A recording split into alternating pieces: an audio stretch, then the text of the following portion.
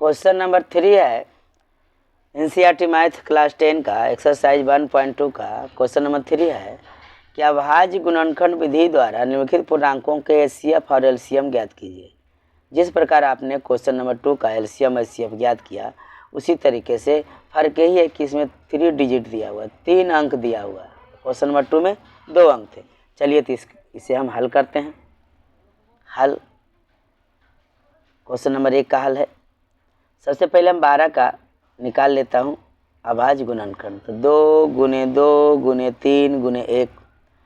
15 का निकाले तो 3 गुने 5 गुने 1।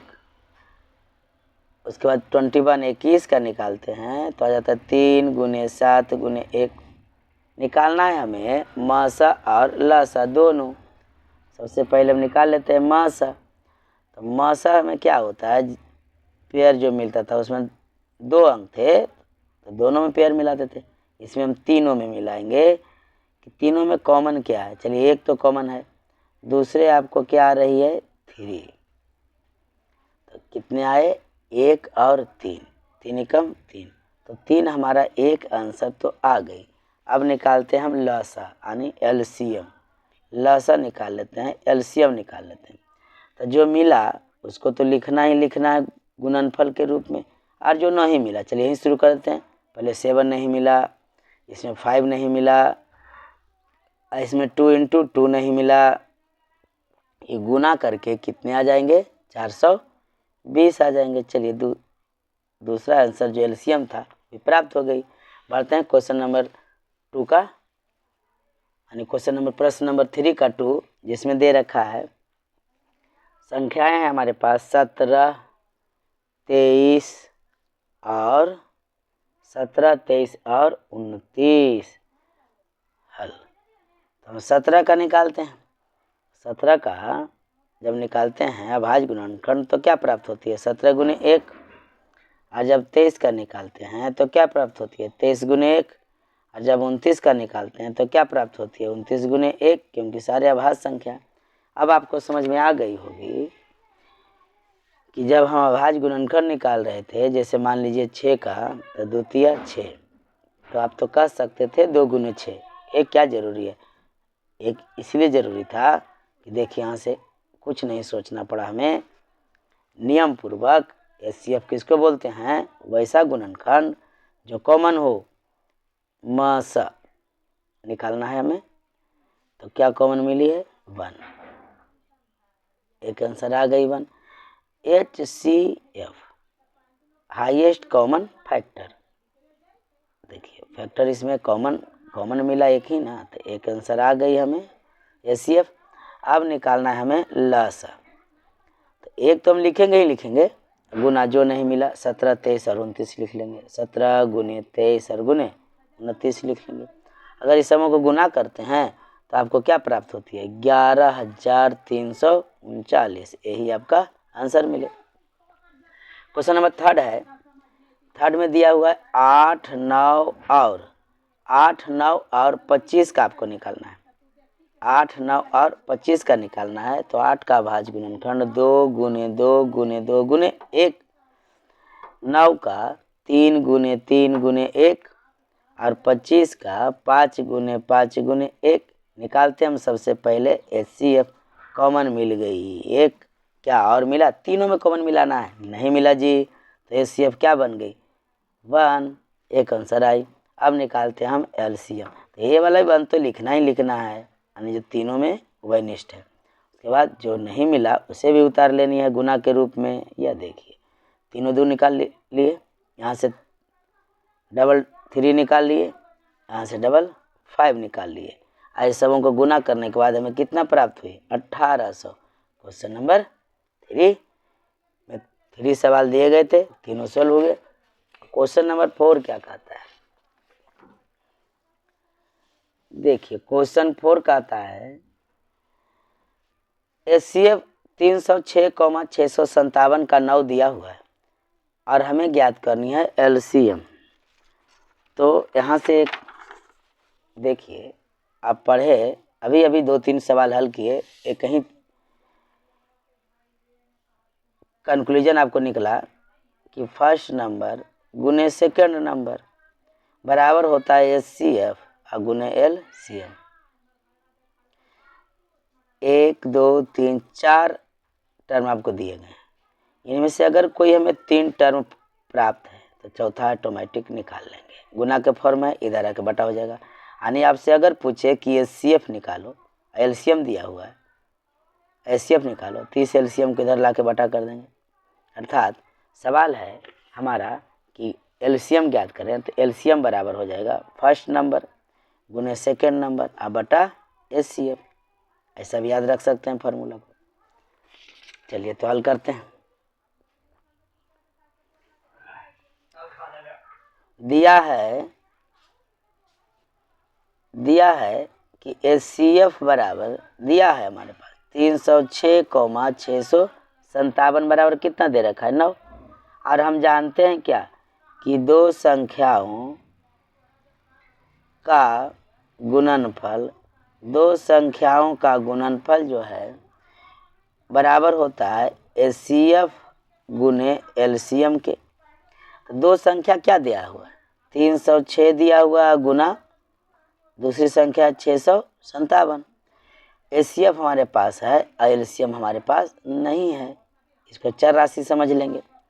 तो इधर गुना है तो बायां पक्ष में जाएगा, पक्षांतर करेंगे तो गुना इधर जाके क्या हो जाएगा भागा, यानी बटा हो जाएगी।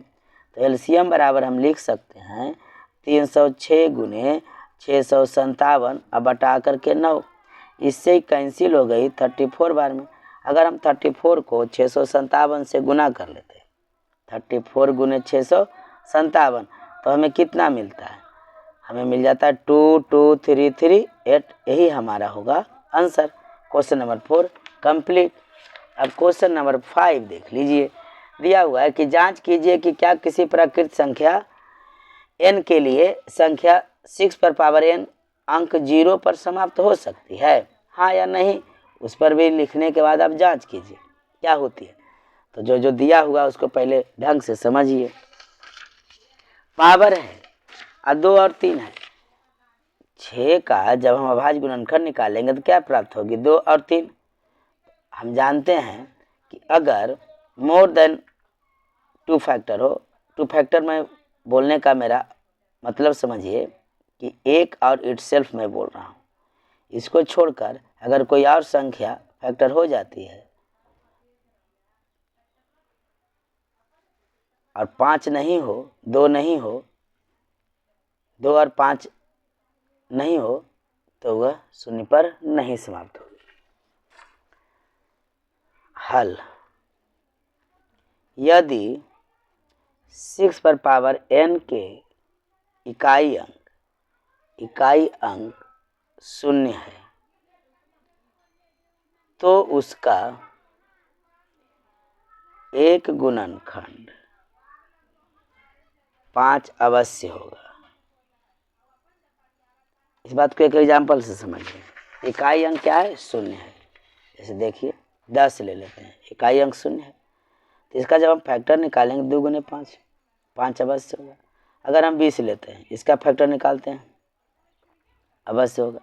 अंत में 0 5 से जरूर कटेगा, 1 जरूर होगा। अगर और बढ़ा लेते हैं, मान लीजिए 100 का लेते हैं, तब मोर देन 1 होगा, यानी 5 1 से ज़्यादा बार आएगी, लेकिन आएगी कम से कम एक बार जरूर आएगा। अगर इकाई अंक पर 0 होगा तो उसका एक गुणनखंड 5 अवश्य होगा। इस बात को लिख लेनी है। परंतु जो दिया हुआ है हमारे पास 6 दिया हुआ है ना, अगर 6 का हम गुणनखंड निकालते हैं तो हमें इस प्रकार से प्राप्त होती है, जहाँ 2 पर भी पावर n है और गुने 3 पर भी पावर n है। 5 तो नहीं आई ना। जो यह दर्शाता है कि 2 और 3 6 पर पावर n के एकमात्र अभाज्य गुणनखंड है। इसीलिए 6 पर पावर n का इकाई अंक कभी भी 0 पर शून्य पर समाप्त नहीं हो सकती, शून्य नहीं हो सकती है या शून्य पर समाप्त नहीं हो सकती, शून्य नहीं हो सकती है। कंप्लीट।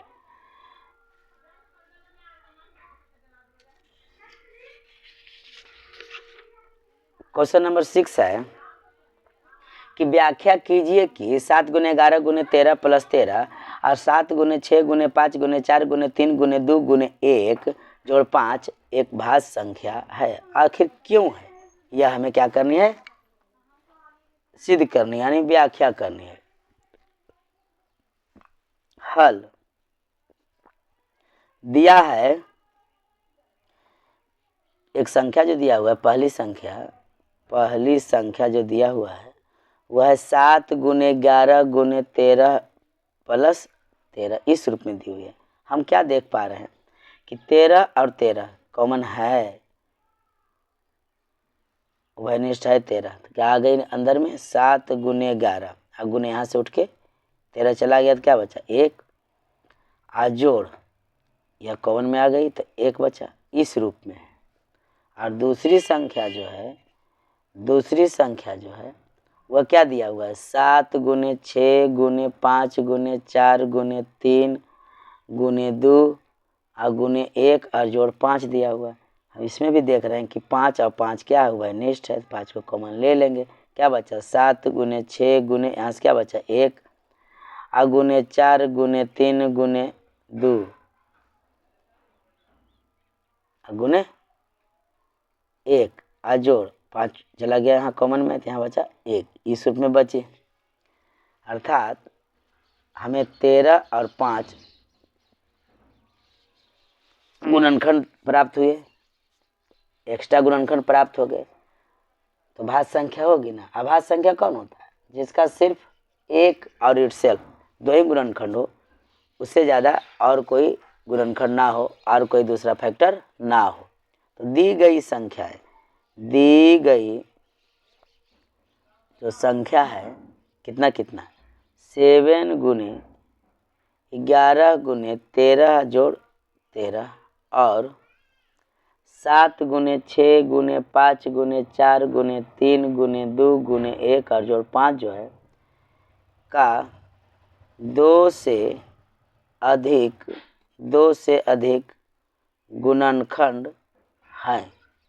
इसलिए दी गई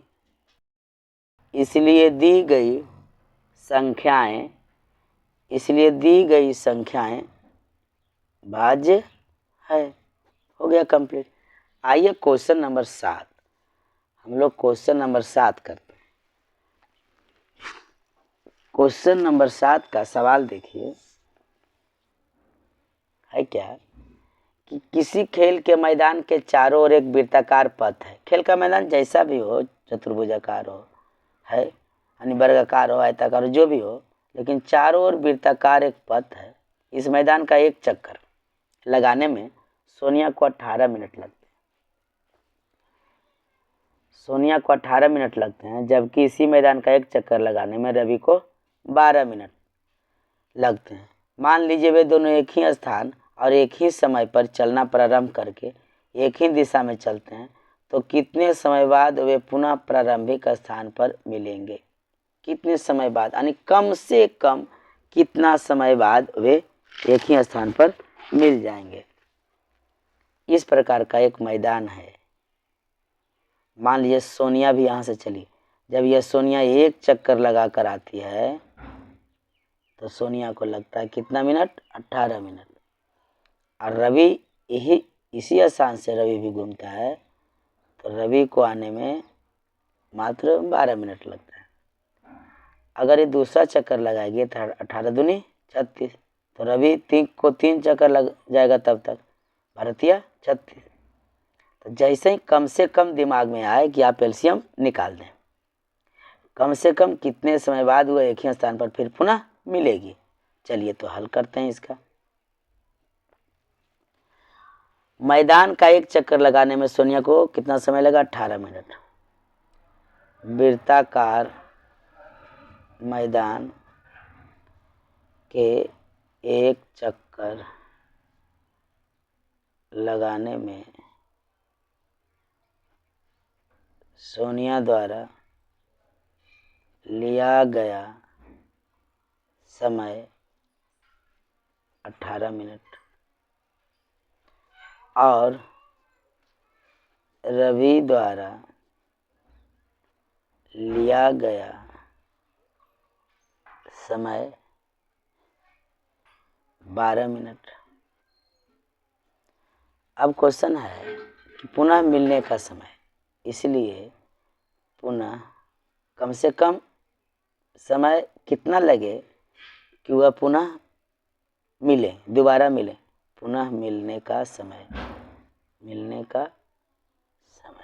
जब मैंने आपको कह दिया कि कम से कम, तो दिमाग में एकदम ठोक लीजिए कि एलसीएम निकालना है। अधिक से अधिक पूछे तो एचसीएफ निकालना है। तो मिलने का समय हमें क्या निकालना होगा, एलसीएम ऑफ 18 एंड 12 का, 18 और 12 का। चलिए, तो इसके कई तरीके हैं, लेकिन हमें आवाज़ गुणनखंड विधि से निकाल लेना है, कैलकुलेशन वही कहता है। 18 का जब निकाले कितने, 2 गुने 3 गुने 3 2 3 18 गुने 1।